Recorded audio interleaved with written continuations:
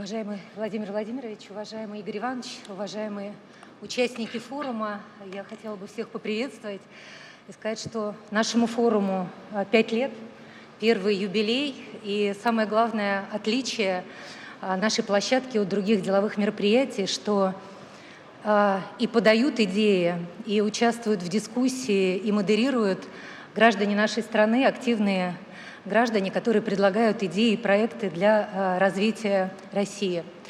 У нас сбор идей происходил по 5 направлениям. Владимир Владимирович, мы собирали проекты и идеи, которые касаются социального развития, технологического развития, развития предпринимательства, кадрового потенциала и вопросы, связанные с экологией и климатом. В этом году у нас поступило на платформу 35 тысяч идей. Это почти в 2,5 раза больше, чем в первый год проведения форума. Число пользователей платформы, крауд-платформы, куда предлагают граждане нашей страны идеи и проекты, почти 600 тысяч человек, а всего экосистема ОСИ составляет больше 10 миллионов. И я хотела бы, Владимир Владимирович, представить вам слово для приветствия к нашим участникам. Добрый день. Спасибо. Спасибо. Я тоже всех вас приветствую, всех участников 5-го форума «Сильные идеи для нового времени», да? Так называется. Но что хотелось бы сказать вначале. Думаю, что вы со мной согласитесь, что нам удалось выстроить уникальную площадку, уникальный механизм развития отдельных отраслей промышленности, производства, экономики в целом, ну, а значит и всей России за последние годы. Механизм, построенный на энергии общества, очень большого количества людей. Вот сейчас Светлана только что об этом сказала. Когда, ну, если не каждый человек, но много людей, много наших граждан могут проявить свою творческую бизнес-инициативу, предъявить свои команды и результаты своей работы, побороться, причем в честном и открытом конкурсе за продвижение того, чего этим командам и этим людям удалось сделать. Подтвердить свою конкурентоспособность, причем не только на российском рынке, но и с выходом на международные рынки, что нас очень радует. Кстати, вот я сейчас обратил внимание, и на выставке сейчас об этом говорили, вот у меня в справках это все есть. Возраст участников – это 67% участников от 18 до 45 лет. Это очень хороший показатель. Каждый год на этой площадке, с учетом весьма сжатого формата, мы успеваем детально обсудить, конечно, только несколько инициатив, но хотел бы повторить таких экологических, образовательных, технологических, предпринимательских идей, конечно, гораздо больше, чем то, что обсуждается на этих форумах, включая, конечно, и проекты в креативных индустриях, в туризме, в благоустройстве наших городов и других населенных пунктов, поселков там и так далее. Все эти инициативы, подчеркну, рождаются, проходят обкатку в практической работе, как военные люди говорят, на земле. При этом отмечу, что ежегодно конкретную поддержку получают тысячи лучших идей. Их командам, лидерам предоставляется образовательная, методическая помощь, необходимая для дальнейшего развития. А 100 самых значимых инициатив направляются в правительство, в министерство, в ведомство, в регионы Российской Федерации для их использования при формулировании системных решений.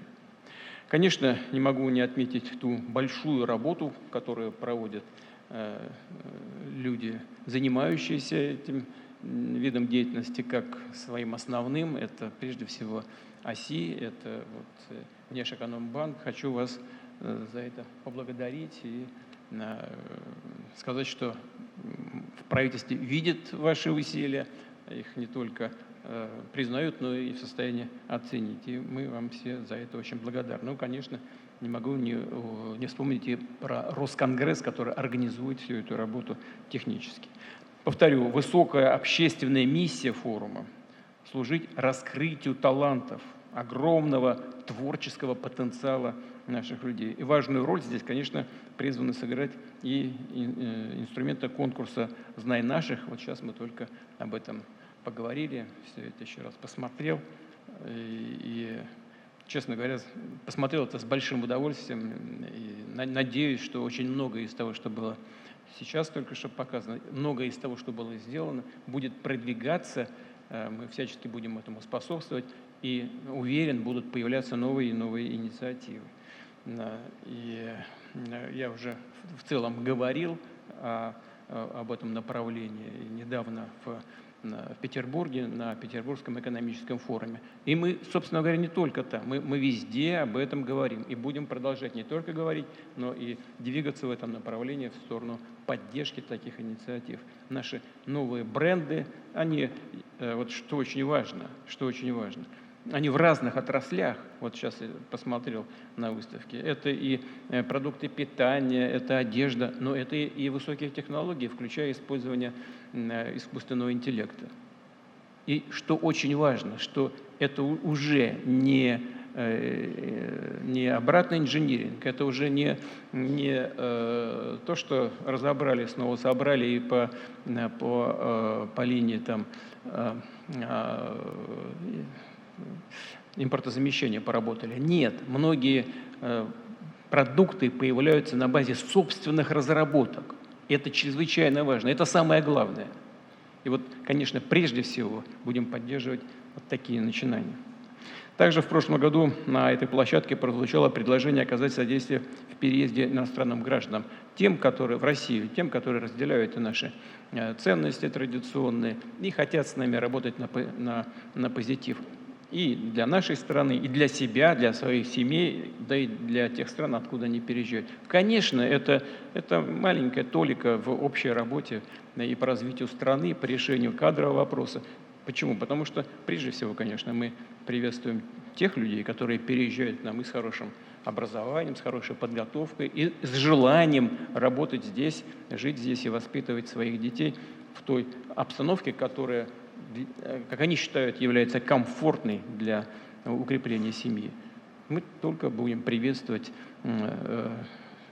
их стремление работать с нами. Конечно, повторяю еще, это не такая не магистральное движение по поводу решения там, вопросов, связанных с кадрами там, или с улучшением ситуации на рынке труда.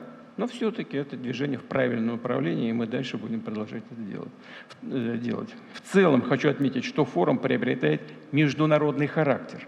В текущем году заявки со своими идеями направили граждане 17 зарубежных стран. Обязательно окажем поддержку в реализации всех важных начинаний, тем более, что если они направлены и на пользу нашей стране, и на укрепление доверия между гражданскими обществами, между учеными, инженерами, между теми людьми, которые работают в областях так называемой креативной экономики.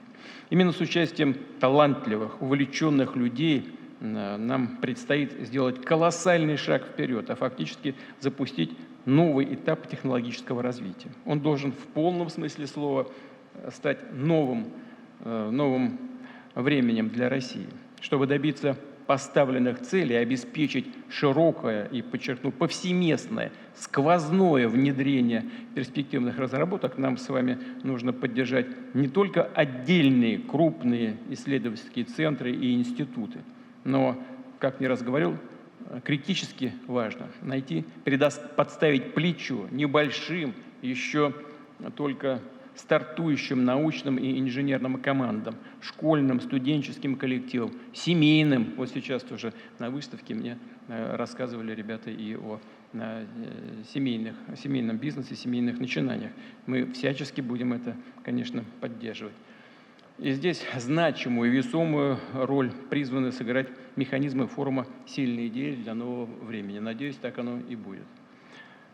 Формируя успешное технологическое настоящее и будущее, конечно, нам с вами важно обязательно обеспечить, сохранить то, что делает нас единым народом, то есть сохранить наши традиции, ценности, национальную идентичность. Это важнейшие условия развития существования страны в меняющемся сложном и противоречивом мире. И уверен, что вы, дорогие друзья, все участники форума, настоящие труженики, патриоты. Вот сейчас только один из лозунгов, который показали на выставке, это «Быть предпринимателем» — это патриотично. Уверен, так на практике происходит, так и будет. И я в этом уже неоднократно убедился за последние годы. И в этой работе никогда, прошу не забывать о том, что главный смысл создания научных, инженерных достижений, конечно, всех специальных экологических инициатив, и это прежде всего повышение качества жизни граждан. И, может быть, в первую очередь, семей с детьми. Чрезвычайно важное направление, вообще всегда. Но в нашей ситуации, в нашей стране, с учетом демографических вызовов, это важно вдвойне, втройне. Вы знаете, я вас очень хотел бы попросить в ходе вашей работы, причем по разным самым направлениям, вы же работаете в совершенно разных сферах. Всегда вы люди творческие, умные, всегда вы найдете, как выйти на пропаганду семьи, большой семьи, поддержки материнства и детства. Только вы с вашей креативной жилкой сможете сделать хорошую, большую, традиционную семью модным трендом развития России. Очень хочу вас об этом попросить.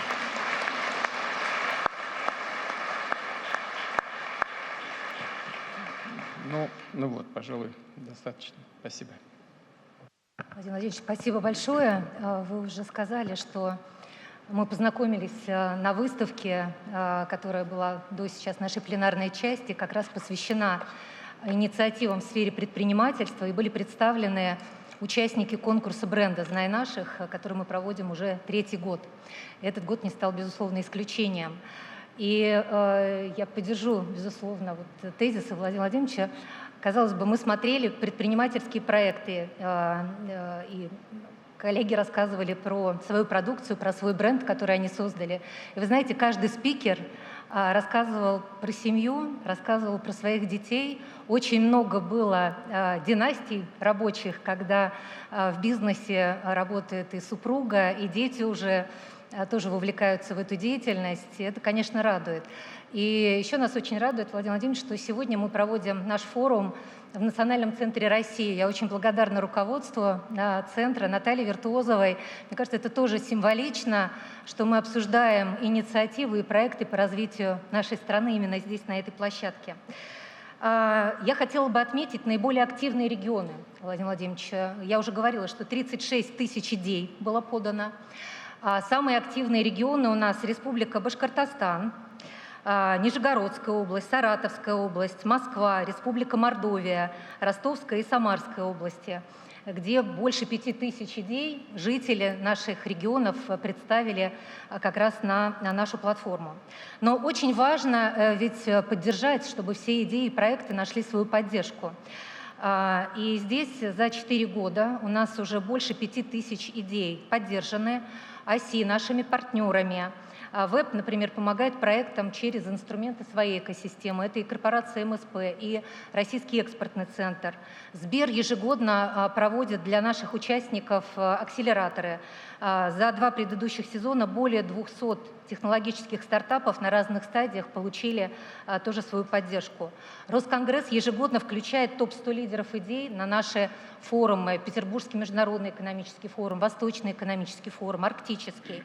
А благодаря нашим информационным партнерам о нашем форуме и о наших лидерах идей узнали миллионы наших граждан. Владимир Владимирович, я хотела бы также рассказать о нашей экспертной работе, но думаю, лучше всего это сделает наш председатель экспертного совета ОСИ Игорь Иванович Шувалов, председатель ВПРФ.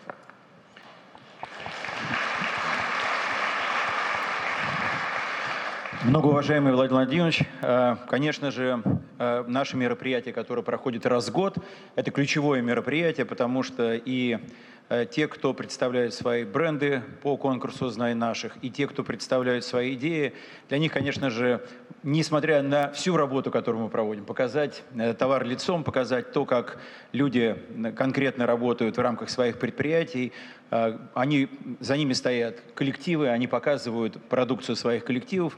И вот эта инициатива, которую мы со Светланой, с большим количеством людей, с большим количеством экспертов, с руководством субъектов Российской Федерации мы проводим, эта работа в течение года вся проводится в режиме нон-стоп. И, конечно, еще раз скажу, что само мероприятие, сам форум – это наиболее важное мероприятие, но в течение года мы работаем активно до самого форума, и с завтрашнего дня буквально мы будем готовить финальное мероприятие по конкурсу «Знай наших». Финалисты будут определены буквально через несколько дней, 17 числа. И затем опять наша традиционная работа, поездки большой бизнес-группой по регионам. Будем встречаться с теми, кто представляет и высшую школу, и малое и среднее предпринимательство, и российских экспортеров. Вся эта работа впереди. Светлана сказала про то, что мы в этом году получили свыше 30 тысяч инициатив. И мы в дни, когда работали вместе с Максимом Станиславовичем Орешкиным, горячо спорили, какие же инициативы показать вам, в вашем присутствии. Мы, конечно, все не сможем сегодня продемонстрировать, но, как вы сказали, 100 первых идей, 100 наиболее важных идей мы представим формально в правительство Российской Федерации для того, чтобы с министерством, ведомствами отработать. Возьмем наиболее важные инициативы, которые готовы как бизнес-планы. Мы возьмем для нашей группы развития, ВЭБ, МСП, РЭЦ и другие организации. И посмотрим на наиболее важные инициативы, которые можно будет продвинуть в рамках Восточного форума. Может быть, приготовим что-то для вашего послания, будем работать вместе с администрацией президента. Наиболее яркие инициативы, мы надеемся, что будут поддержаны вами. И, конечно же, к следующему форуму в Питере мы эту повестку будем поддерживать и развивать.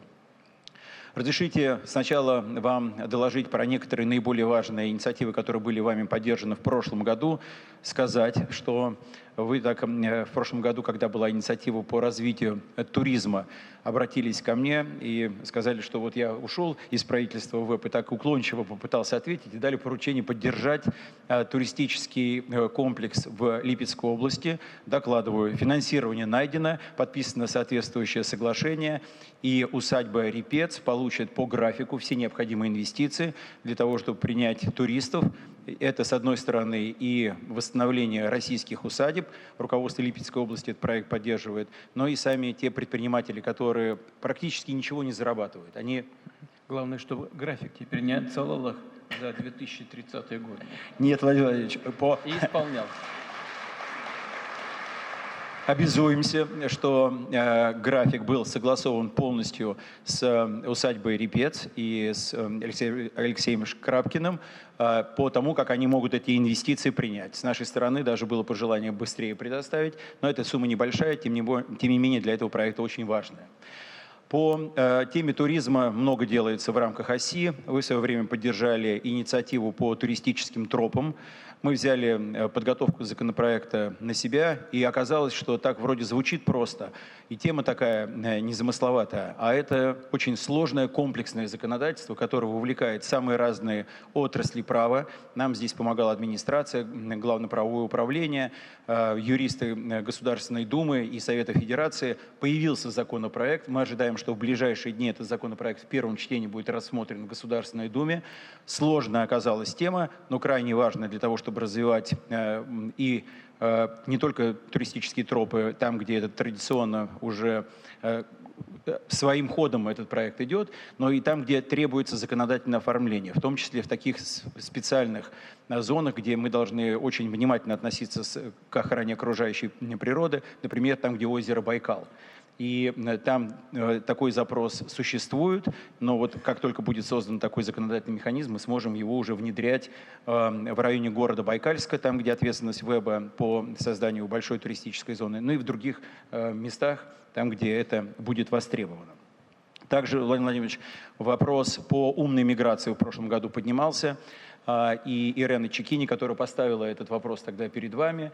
Вы подписали соответствующий указ, который эту работу запустил и позволил сделать более простой процедуру получения соответствующего статуса в Российской Федерации. Кстати, надо сказать, что Ирена получила свою дозу поддержки, в кавычках, в странах Европейского Союза после того, как она выступила с этой инициативой. Тем не менее, она в очень хорошем настроении, развивает свою карьеру в Российской Федерации. Сейчас обучается в магистратуре МГИМО, получила соответствующий статус ВНЖ и готовится стать гражданином Российской Федерации. Также должен вам сказать, что в рамках подготовки нового указа президента, здесь Светлана отрабатывает и с Министерством внутренних дел, с МИДом, с другими ведомствами, и это важная инициатива, которая позволит эту тему развивать. Появилось много запросов из зарубежных стран о возможности получить гражданство Российской Федерации, может быть, через какой-то промежуточный статус. И как это, вот должен вам сказать, что мы получили большое количество от фермеров из Африки, белых фермеров, которые готовы переехать в Российскую Федерацию и рассматривают в силу традиционных ценностей, той культуры, которая есть в Российской Федерации, доброта людей и наши традиции и православие в том числе указывается в этих обращениях. Эти люди готовы рассмотреть Российскую Федерацию как место, где они будут не только, для них это будет родина, но и где они могут серьезно развить сельское хозяйство. Они в своих обращениях пишут, что они обладают и технологиями, и желанием, и готовы работать для создания новой сельхозкультуры в Российской Федерации. То есть самые разные люди, это не только те, на кого мы смотрим, те, кто в высоких технологиях или обладают хорошим образованием, вот и такие люди тоже хотят найти новый дом в Российской Федерации. По инвестиционному климату, Владимир Владимирович, тема звучит в рамках оси постоянно. Сегодня она очень востребована, кстати, в рамках Питерского форума, на самых разных мероприятиях и на самых разных стендах. Там, где были представлены крупные предпринимательские проекты и небольшие, тема предпринимательского климата звучит по-новому. Конечно же, запрос на то, чтобы это была президентская повестка. Ранее вы поддерживали национальную предпринимательскую инициативу, и нам тогда удалось много под вашим руководством сделать. Было изменено законодательство. Мы тогда значительно улучшили свое место в международных инвестиционных рейтингах. И сейчас ОСИ разработала национальный рейтинг, и теперь этот рейтинг не только показывает, насколько предпринимательская среда в субъектах Российской Федерации развивается, но и ОСИ связывает это с рейтингом улучшения качества жизни семей. То есть помимо того, что приходит больше инвестиций, каким образом меняется ситуация в регионе, насколько это транслируется в качестве жизни рядовой российской семьи. Мы думаем, что в принципе этот формат может развиваться не только в Российской Федерации. Лучше будет, если он станет международным. Понятно, что мы сейчас в рамках Всемирного банка в этом рейтинге не работаем. Больше того, он обладает определенными даже своими методологическими недочетами. Как правило, бралось несколько отраслей, которые не показывали, как в целом ситуация с инвестиционным климатом в стране. Ну и это было, как правило, два крупнейших города в стране. Вот то, что сейчас делает ОСИ, это, конечно же, касается всех субъектов Российской Федерации. Это касается большинства отраслей экономики. И мы будем просить вас поддержать с тем, чтобы это рейтингование, этот проект вышел на уровень ШОС, БРИКС и Евразес. И там, где наша конкуренция за инвестиционное лидерство будет в таком международном масштабе, будет нас подстегивать в том числе, чтобы мы побыстрее работали и создавали вот эту новую предпринимательскую среду в контексте здоровой конкуренции с нашими партнерами по этим форматам. Еще раз скажу, Евразес, БРИКС, ШОС. По технологическому лидерству вы поставили определенную задачу и перед ВЭБом в рамках Питерского форума, и сейчас вы только что об этом говорили. Начали работать с администрацией президента, с правительством, с тем, чтобы всю линейку поддержки технологических проектов пересобрать. Нам потребуется несколько месяцев. Мы как правило, такие проекты поддерживаем через выделение грантов, через долговое финансирование и через участие в капитале компаний. Посмотрим, как сделать так, чтобы это было наиболее выпукло по тем технологиям, которые имеют не только востребованность в Российской Федерации, но и экспортный потенциал. Здесь мы с Российским экспортным центром будем эту работу проводить. Работаем традиционно здесь с нашим партнером Максимом Орешкиным, и к этой работе подключился Андрей Александрович Фурсенко. Будем эту работу вместе с ним проводить. Многие, кто в этой тематике развивает свои компетенции, хотели бы сегодня быть представленными, но мы так посовещались, что не будем отнимать время, но одного предпринимателя я назову. Карбонтекс – это те, кто производит из современных материалов обшивку для фюзеляжа, и они считают, что вот эти современные технологии позволят создавать современные речные и морские суда. Обратились к нам для того, чтобы мы эту поддержку оказали. Вот я вам докладываю, что мы взяли в работу этот проект. По воде. Традиционно, Владимир Владимирович, мы всегда говорим о том, что вода – это большое богатство для России. У нас большие запасы пресной воды, у нас огромная прибрежная зона. Сейчас мы активно работаем по развитию Северного морского пути.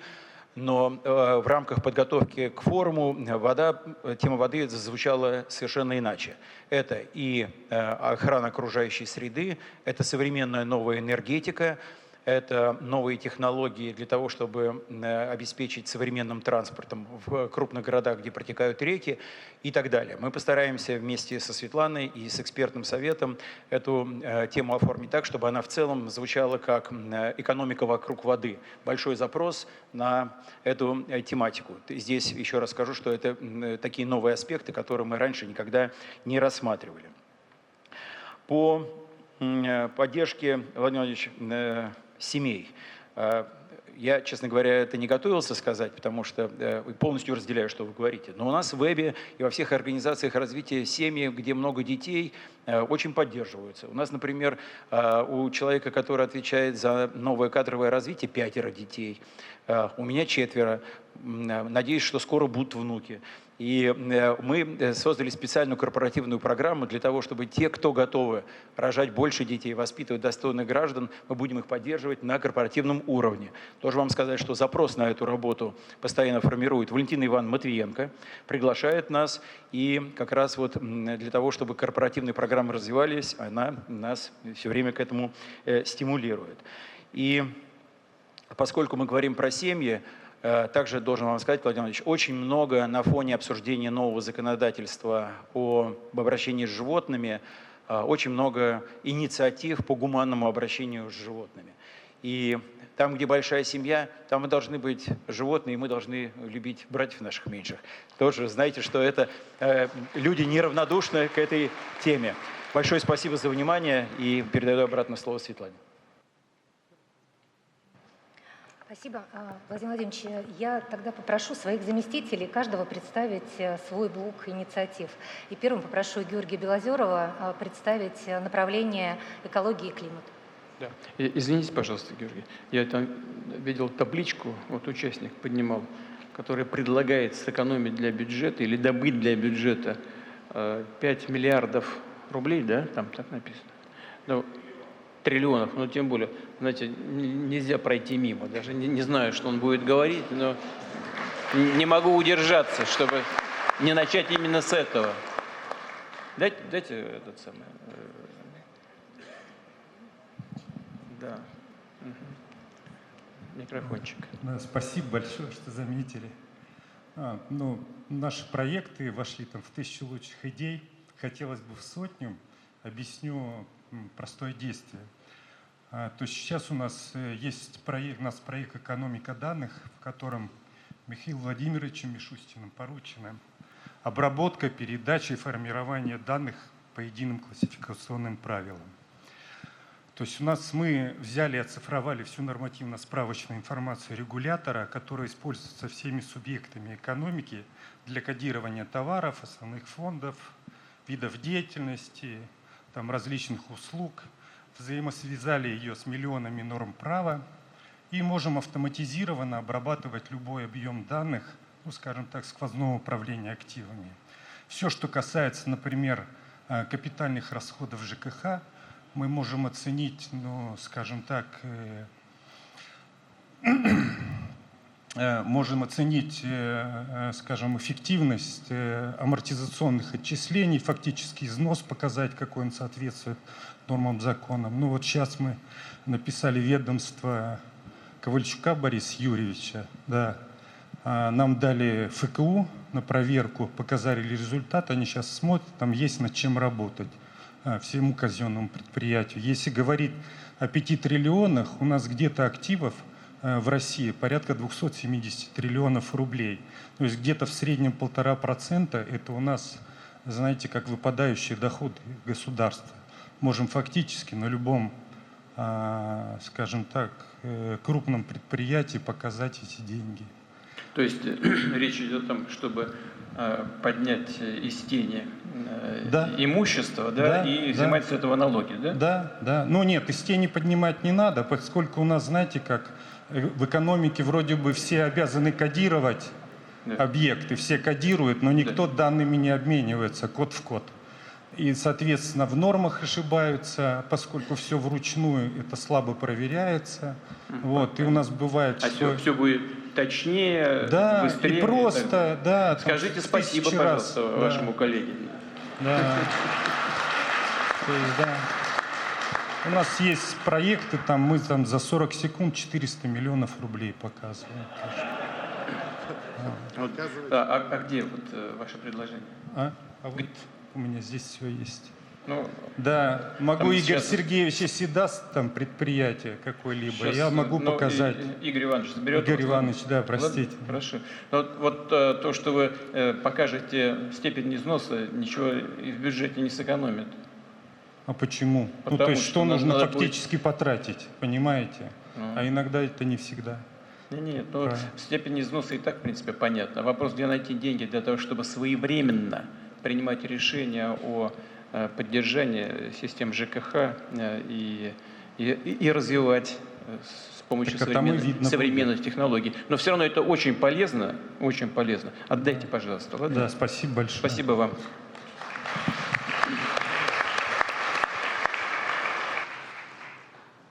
Спасибо большое, Владимир Владимирович, за возможность рассказать о том, как начала работу национальная экологическая и климатическая инициатива, которая запустилась после решения наблюдательного совета в агентстве.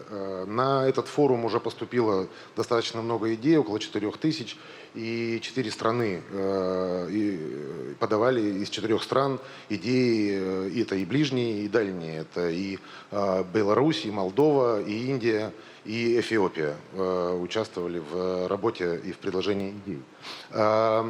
Основные, да, что мы видим по результатам вообще анализа тех идей, которые поступили. Первое. Граждане очень хорошо понимают, насколько природа важна и насколько к ней нельзя относиться как просто к источнику сырья или там, полезных ископаемых и грабить ее. Второе. Граждане очень заинтересованы в том, чтобы объединить свои усилия с государством, с бизнесом, для того, чтобы можно было работать с природой, в том числе инвестировать совместно в приумножение богатств природы, в восстановление лесов, и очистки рек и многом другом. Граждане очень серьезно относятся к вопросу городского здоровья, и очень много идей и предложений, связанных именно с развитием такой здоровой среды в населенных пунктах. Среди них можно назвать, мы не сможем здесь показать всех, будет только 2 таких глобальных.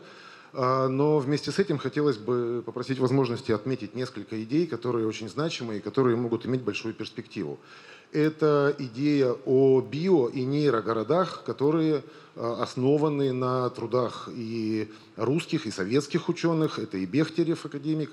Это и работы, которые дали старт русскому стилю архитектурному и вообще устройства городов конструктивизм, потому что сегодня это имеет новую перспективу и новое осмысление. И здесь действительно очень много, и это инициировано именно в России более 100 лет назад.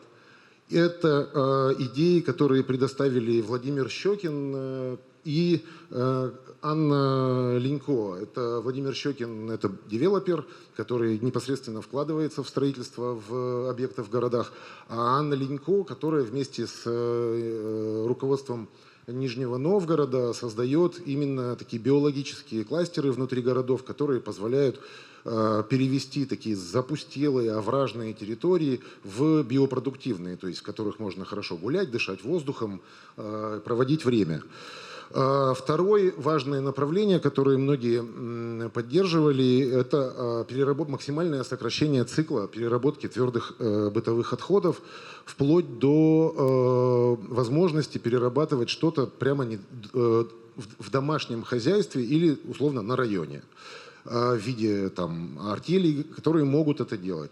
Ну, во-первых, сегодняшние технологии позволяют сделать совершенно небольшими такие аппараты, которые позволяют перерабатывать и полимеры, и даже отходы органические, которые можно тоже применять. Ну, в хозяйстве всегда у нас нужны прищепки, не знаю, ножки для столов, там все что угодно.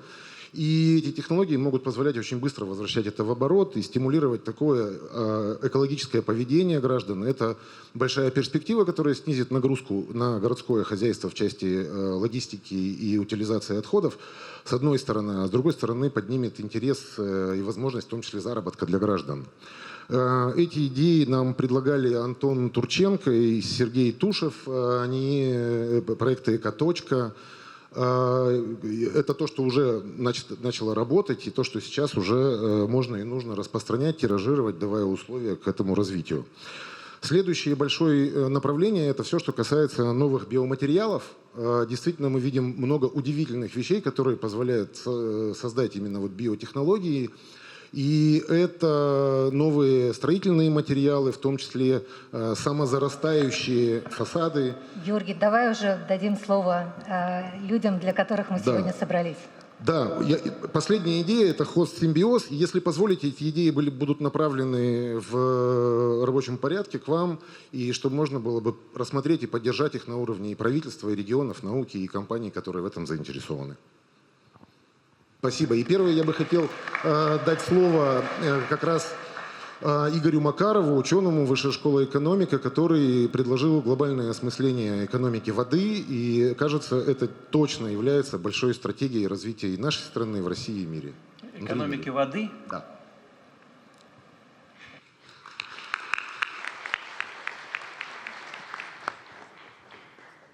Уважаемый Владимир Владимирович, меня зовут Игорь Макаров, я руководитель Департамента мировой экономики и заведующий лабораторией экономики изменения климата в Высшей школе экономики. Я хотел бы представить идею под названием «Водный потенциал России». Собственно, в мире уже более 1 миллиарда человек живут на территориях, которые страдают от нехватки воды. К середине 21 века это будет 2/3 населения.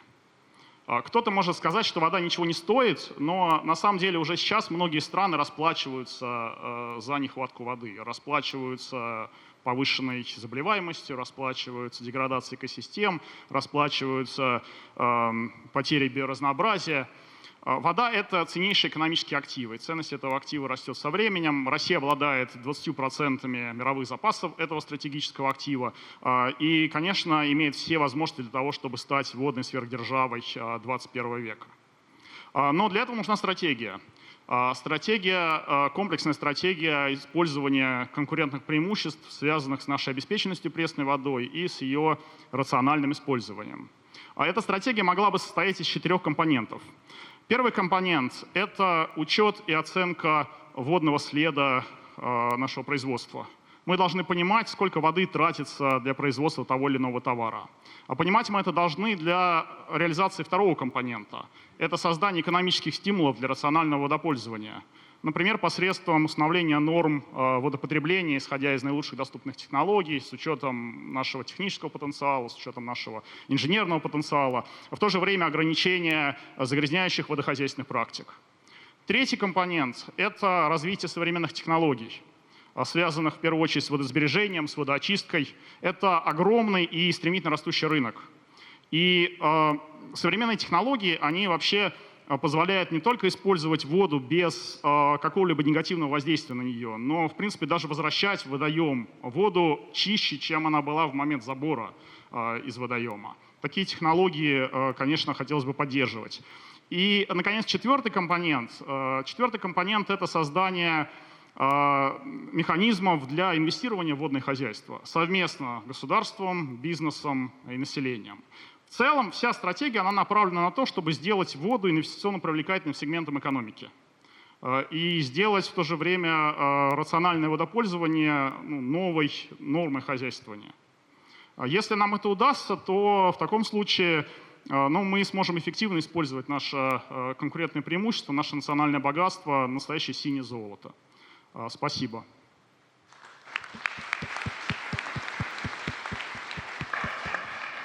Спасибо, можете присаживаться. Да, я бы хотел предложить слово Анастасии Демура, фермеру, матери фермеров, и жене фермера, и дочери фермеров из Запорожской области, Мелитополь. Хорошо. Можно я отреагирую на то, что было сказано коллегой? Садитесь, и вы садитесь, пожалуйста. Значит, действительно, это огромное богатство России. И у нас в этом смысле большие конкурентные преимущества. Это точно. Потому что международные эксперты дают несколько оценок состояния и обеспеченности водой различных стран. Вы наверняка это знаете. Первое это страны, где, по-моему, это 25 и выше кубометров на человека приходится, тысяч. Это страны, которые считаются обеспеченными или даже это сверх потребностей страны. Это Россия, Бразилия, Канада и даже, по-моему, есть в Африке, Конго, по-моему, да? Вот такие страны. Потом средняя обеспеченность – это как раз США, несколько других стран. И страны с недостаточной обеспеченностью водой, это, насколько мне помнится, это Китайская Народная Республика, это несколько других стран, Мексика, по-моему. Вот. А у нас хорошая обеспеченность водой. Но точно совершенно нужно действовать в высшей степени рационально. Здесь я с вами согласен, вот вы эти несколько параметров вы обрисовали, их, конечно, нужно придерживаться.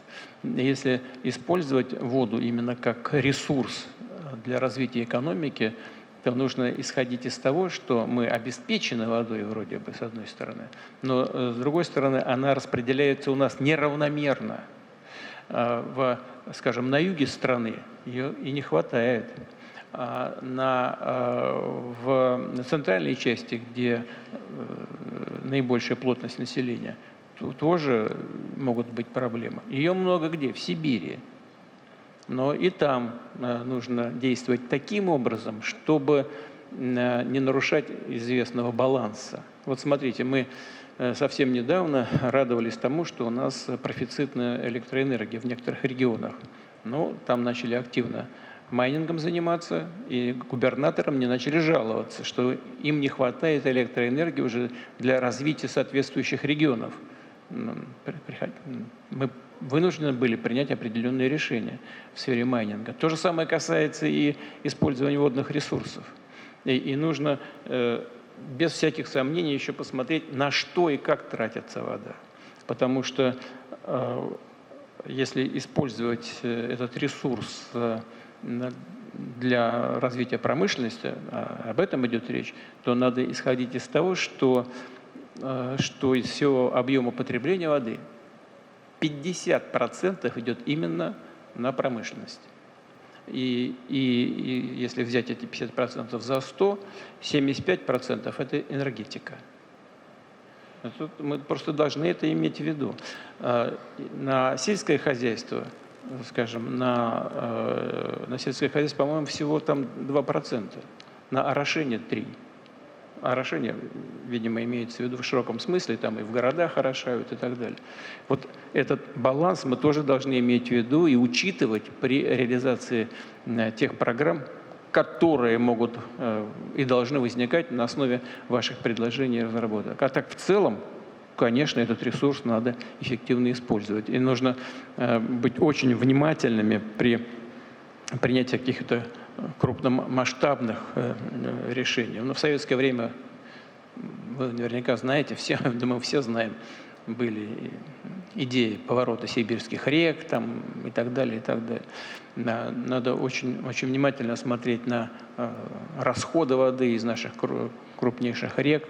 Ну, мы понимаем, о чем говорим. Самым внимательным образом нужно к этому подходить. Но в целом, конечно, если мы хотим использовать этот ресурс для повышения своей конкурентоспособности, надо это делать.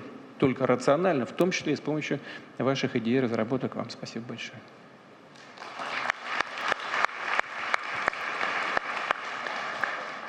Здравствуйте, уважаемый Владимир Владимирович, Светлана Витальевна и Игорь Иванович. Я Дымура Анастасия, фермер из города Мелитополя, глава Ассоциации «Народный фермер» Запорожской области. В нашем фермерском хозяйстве работает уже 3 поколения. Родители, мы с супругом и помогают уже наши дети. На земле мы работаем уже более 20 лет и видим, как из года в год меняется климат. Усиливаются суховеи, высыхают водоемы, выветривается плодородный слой земли и гибнут лесополосы. Это пагубно влияет на наш урожай. Урожайность уже снизилась примерно на треть. Фермеры терпят убытки и нуждаются в субсидиях. Мы, конечно же, не сидим сложа руки. Мы сохраняем эти лесополосы, внедряем новые технологии для повышения урожайности. Но наших усилий и усилий наших коллег по бизнесу не хватает для того, чтобы решить проблему в целом регионе. Поэтому я предлагаю разработать и реализовать национальный план по возрождению природы, который включает в себя создание и восстановление лесных полос, защитных лесных полос, производство посадочного материала, высадку и также уход за ним. И в том числе создание новых водоемов искусственных для полива этих лесных полос. Также стоит разработать механизмы совместного инвестирования в данные проекты граждан, государства и компаний. На новых территориях природных, образовавшихся, смогут развиваться новые множественные виды бизнеса, такие как лесное хозяйство, охотничье хозяйство, рыбоводство, пасеки. И эти списки можно продолжать и продолжать. Для нас, для фермеров, это значит возрождение плодородия земли, увеличение урожайности и повышение дохода. Мы сможем организовать множество рабочих мест на территории сельских районов, в том числе для ветеранов СВО. С доходов от этой деятельности инвестиции смогут окупиться. Я предлагаю начать реализовывать этот план с нашей Запорожской области и нескольких регионов соседских юга России. Там у нас уже наблюдается опустынивание. Я думаю, что это позитивно повлияет на экологию нашего региона и на жизнь наших граждан. Благодарю. Спасибо, Анастасия. Можете присаживаться. Прежде всего хочу сказать, что в наших исторических регионах, в том числе вот в Запорожской области, конечно, сельхозпроизводство было традиционно сильной отраслью еще в советское время. А если говорить о советском времени, то вот эти лесопосадки, о которых вы сейчас говорили, они возникали, и я говорю об искусственных, конечно, лесопосадках, они и возникали как раз в советский период. Даже в конце 40-х годов был специальный план государственный, который так и назывался «Сталинский план». Это, по-моему, где-то 1948 год. Вот.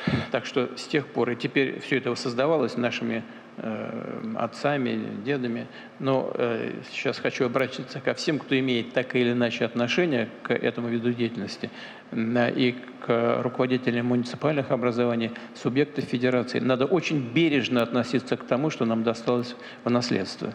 И ни в коем случае не позволять уничтожать эти посадки для цели, которые имеют важное, но все-таки второстепенное значение, в том числе для строительства различных коттеджей там, и так далее, и так далее. Тоже важно.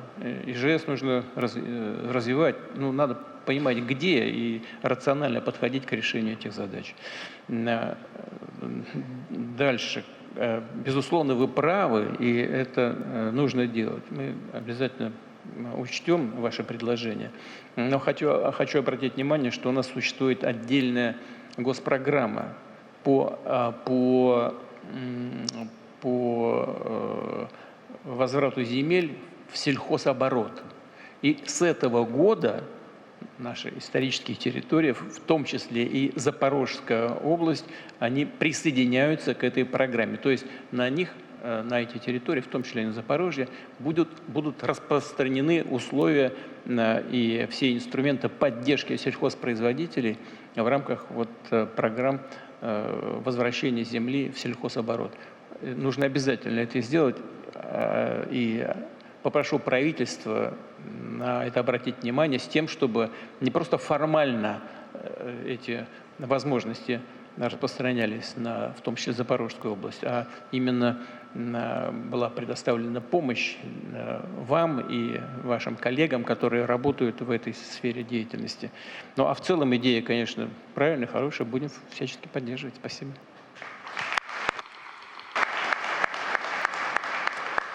Спасибо. Владимир Владимирович, я хотела бы пригласить следующих два лидера из трека «Технологическое развитие». И первым хотела бы передать слово Рыбакову Сергею Васильевичу, генеральному директору Фонда «Природа и люди», с идеей применения беспилотных авиационных систем на особо охраняемых территориях. Пожалуйста. Уважаемый Владимир Владимирович, совместно с нашими партнерами мы занимаемся спасением редких видов песцов, китов, балобанов, выхухолей. Боремся с лесными пожарами, а также помогаем российским компаниям с устойчивым развитием. Большие площади нашей страны и минимальная низкая плотность населения, оно способствует к тому, что экономика нашего государства является лидером по экологическому балансу во всем мире. Для того, чтобы это сохранить, нам нужно использовать технологические решения. Сегодня уже прозвучало слова про искусственный интеллект. Искусственный интеллект, машинное обучение позволяют нам автоматизировать процесс принятия решения в данной отрасли. Роботы позволяют нам оказываться там, где до этого никогда не ступала нога человека. Необходимо использовать механизмы государственно-частного партнерства и инвестирования. Для того, чтобы минимизировать расходы бюджета всех уровней, нам а также потери от стихийных бедствий и природных катаклизмов, предлагается в рамках государственного гражданского заказа уделить особое внимание развитию отечественных беспилотной техники. Мы реализуем пилотный проект на территории ФГБУ «Заповедное Прибайкалье», это наш любимый Байкал, Иркутская область, сегодня тоже об этом очень много звучало. Первым этапом является применение роботизированной технологии для того, чтобы актуализировать модели применения, а также верифицировать и оптимизировать финансовые модели того, что мы там делаем. Фактически у нас есть на чем летать, есть кому летать, мы знаем где. Теперь вопрос, соответственно, для чего и сколько это будет стоить. По нашим расчетам, экономия только от этого проекта составит порядка 100 миллионов рублей в год.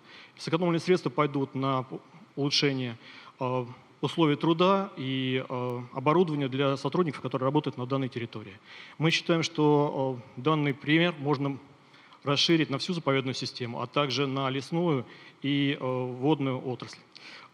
При вашей поддержке просим правительство Российской Федерации, Агентство стратегических инициатив, ВЭБ-РФ и региональные органы исполнительной власти разработать программу по роботизации природохозяйственного комплекса нашей страны. Учитывать это при... Каких комплексов? Природохозяйственных. Для того, чтобы учитывать это в стратегии национальной безопасности, развития, а также в национальных проектах. Также просим включить нашу инициативу в национальный проект экологического благополучия. Спасибо большое.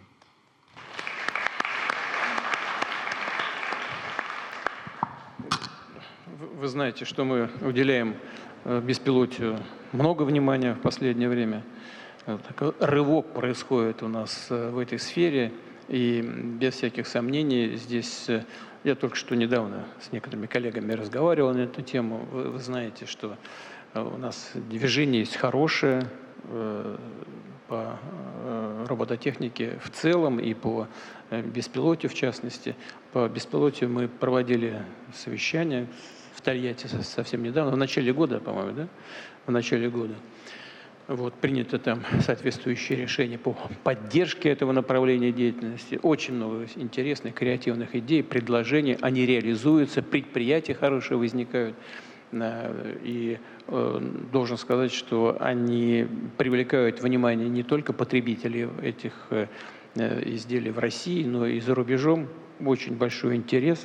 Мы, безусловно, будем это делать, что с точки зрения охраны природы, конечно, это очень востребовано. Вы знаете, несколько лет назад, мы когда еще общались достаточно активно с европейскими лидерами, один из этих лидеров мне сказал, ну как-то вот мы очень разочарованы тем, как Россия борется с лесными пожарами в Сибири. Я говорю, ты там был? Только на самолете 700 километров или 1000 в одну сторону и в другую. Там, это все равно, что золотом сверху поливать. Вот, понимаете, а вот новые технологии, они будут нам позволять приближаться к решению этих задач. И это очень важно. Вы правильно сказали. Такая огромная территория, такая и низкая плотность населения, как раз там, где проблема наиболее ярко проявляется. Безусловно, будем это делать в рамках тех программ, которые уже есть. Ну, а если вы в состоянии что-то добавить, с удовольствием воспользуюсь вашими предложениями. Спасибо вам. Спасибо. И я попрошу на сцену выйти Розанова Станислава Олеговича, генерального директора компании «Тьюбот» с идеей «Внутритрубные роботы». Внутритрубные роботы? Все верно. Круто.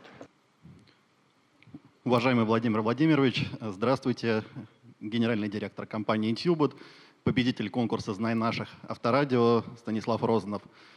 Я занимаюсь разработкой и развитием внутритрубных роботов, которые призваны помочь избежать аварий и, как следствие, избежать затрат, связанных с простоем, с потерей сырья, с экологическим ущербом и затрат, направленных на ликвидацию последствий и ремонт.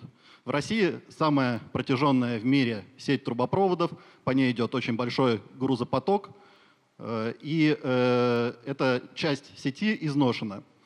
Большая часть труб доступна для классических методов диагностики и обработки, но есть так называемые сложнодоступные трубы, и таких участков очень много. Это могут быть трубы под зданиями, под сооружениями, под водой и под железными дорогами, где работать тяжело, дорого, а иногда невозможно. И тут нам на помощь приходят роботы, которые прямо непосредственно внутри трубы перемещаются и делают процессы, связанные с диагностикой, ремонтом, обработкой и очисткой. Роботы могут находить дефекты внутри трубы и таким образом помогать экономить большие затраты, потому что теперь трубу не нужно менять целиком, а достаточно сделать только локальный ремонт. Жители страны в виде конечного эффекта получают качественный ресурс без простоев, без раскопанных дворов, с оптимальными затратами в коммунальных платежках и с минимумом экологического ущерба. Роботы, которыми я занимаюсь, могут проходить вертикальные участки и множественные повороты, и значит им доступны не только линейные участки, но и так называемые трубы сложной геометрии. Еще одним важным отличием является то, что у нас есть модели с самой высокой степенью взрывозащиты. Это значит, что роботы можно применять в трубопроводах с высокой остаточной степенью газовых смесей и нефтепродуктов без риска возгорания и взрывов. Роботы уже применяются, но для их более широкого применения нужно проработать отраслевой запрос. И, если можно, меры поддержки примерно аналогичны тем, которые стали доступны благодаря вам для промышленной робототехники в рамках национального проекта. Спасибо большое за внимание.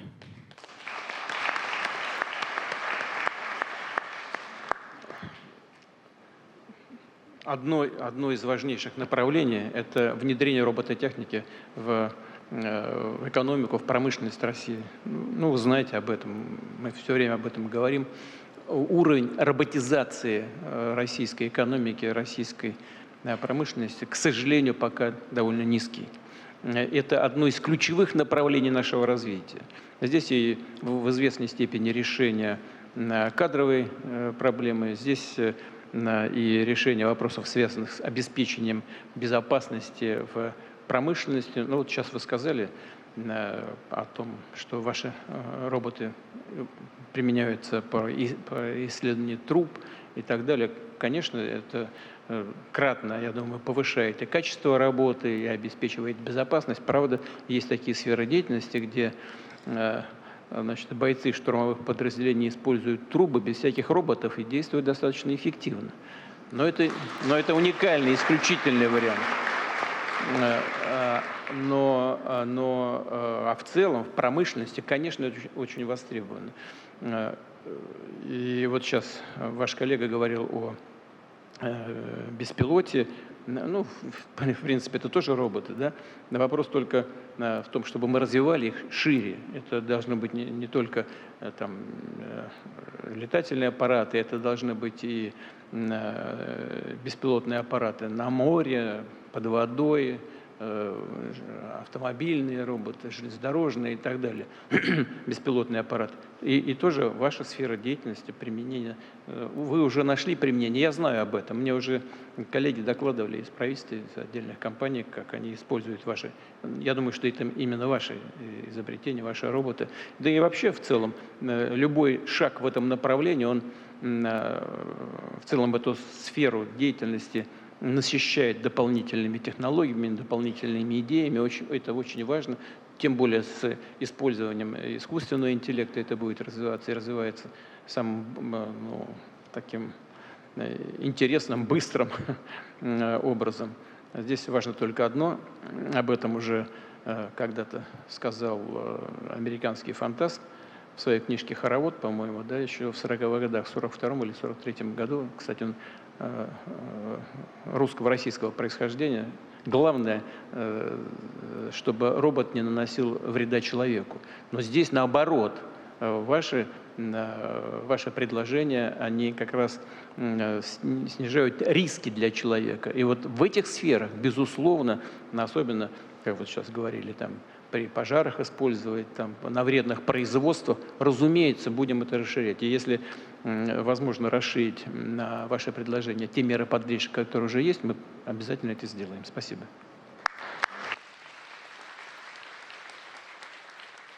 Вы знаете, к сожалению, должны завершать. У меня там протокольное мероприятие. Намечался, не знаю, если ничего не помешает, разговор с президентом США. Что мог бы от вас ему передать? Пожалуйста. Дайте микрофончик, дайте кому-нибудь, кто хочет. Бренды точно подготовим, да, Владимир Владимирович? Кто хотел бы, да, пожелать, пожалуйста. Вот дайте микрофон, пожалуйста. Представьтесь только, чтобы знать автора. Дан Николай, город Тюмень, ну и один из тех, кто лидеров, мы сделаем инклюзивный киноклуб. Я бы хотел передать президенту, чтобы мы могли обмениваться фильмами, которые говорят о наших ценностях, где мы и они могли бы поделиться именно тем, кем мы на самом деле являемся, то есть какую ценность мы несем и как мы передаем. Потому что это очень важный момент. На протяжении, Владимир Владимирович, на протяжении уже 10 лет и более мы занимаемся кинопедагогикой в стране. Мы рассматриваем вообще, в принципе, кино как инструмент образования и воспитания. Вот исходя из этого, вот мы выстроили и наш проект «Инклюзивное кино». Потому что вот когда я начал снимать фильм «На линии старта» про паралимпийцев, это про Романа Жданова и его тренера. Вы их в Кремле награждали после победы в Токио. То есть вот тогда я впервые увидел, что у нас 11 миллионов людей с ограничением по здоровью. То есть, но что мы о них знаем? То есть вот как они живут, как проявляются, чего достигают, вот какие результаты. Я понял, что практически мы вообще ничего не знаем.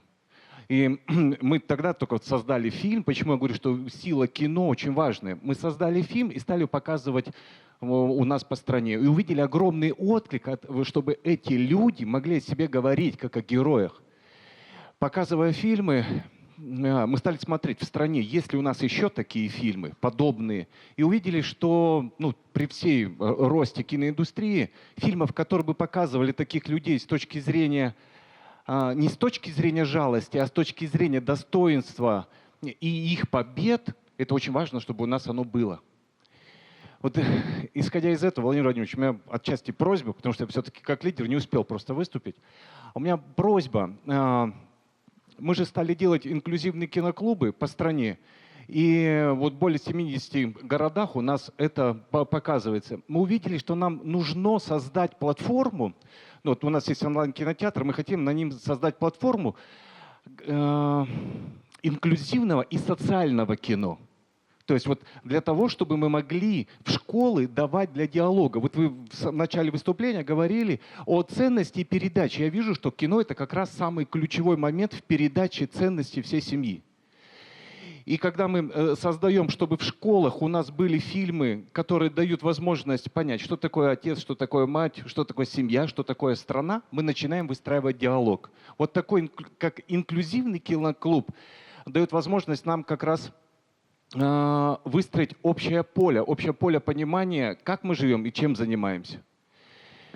Вот, ну, да. Спасибо. Ну и президенту США привет от нас всех. Да, обязательно. И предложение ваше, оно на самом деле, я думаю, что ему должно понравиться, потому что он в целом же пропагандирует именно такую повестку внутри страны. А с учетом мощи средств массовой информации Штатов и для всего мира имеет значение, положительное значение. Поэтому обязательно передам. Первое. Второе. Хотел бы вас поблагодарить за то, чем вы занимаетесь. Это, конечно, важно для людей с ограничениями по здоровью. Это очевидно. Поэтому нужно, конечно, и про них рассказывать, про их проблемы рассказывать, и создавать такие площадки, которые помогали бы людям, нашим гражданам, которые в таком положении находятся, помогали бы чувствовать себя полноценными членами общества, иметь доступ к средствам массовой информации, к произведениям киноискусства, в том числе я имею в виду и людей, у которых есть проблемы со зрением, со слухом и так далее. Но не менее важно то, что вы своей работой, своим творчеством выполняете важнейшую функцию для всего общества, потому что вы воспитываете в каждом из нас чувство милосердия, которое является основой для зрелого общества. Вы каждого из нас делаете лучше. Вот за это вам огромное спасибо. Спасибо. Спасибо. Всего хорошего. Я желаю вам успехов. Пожалуйста, не сердитесь. Я понимаю, что мы могли бы и больше поговорить. Но так неловко заставлять себя ждать, там сейчас обидеться еще. Спасибо вам большое. Удачи.